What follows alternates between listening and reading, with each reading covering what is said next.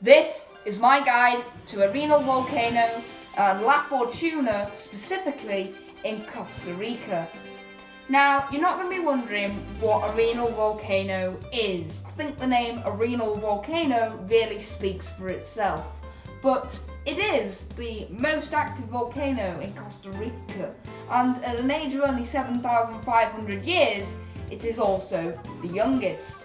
Now, its first really major eruption in recent history was in 1968, where it, according to some local residents, threw up into the air, that is, incandescent bombs which descended 5 miles to the nearest villages. But not to worry, a safety perimeter has been put in place since 1998, and regular patrols of the area are carried out, as well as study of it too. So the land really has a rich history.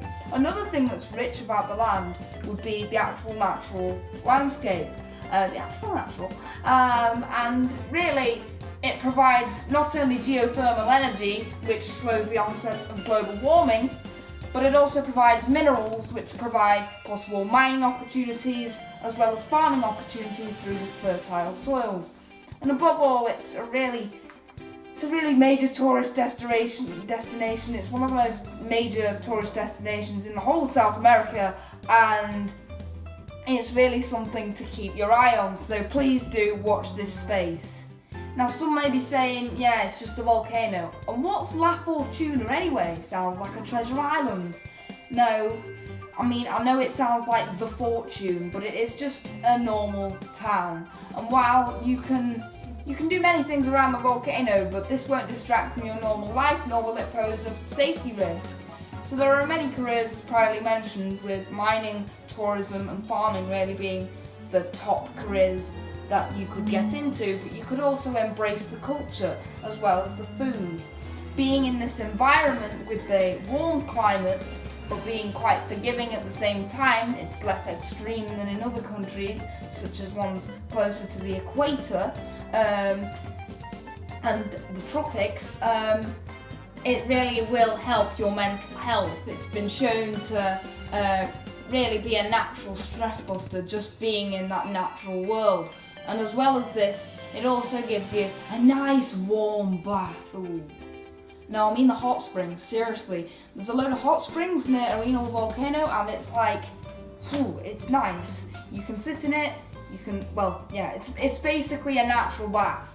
And as well as that, it really opens the door to the ecosystem in that there are animals such as toucans, which you may have heard from on kids' TV shows, but still. And as well as the ridiculous amount of fauna, which includes ginger, among other things. So, if you ever wanted to wonder where your spices came from, then there's your answer.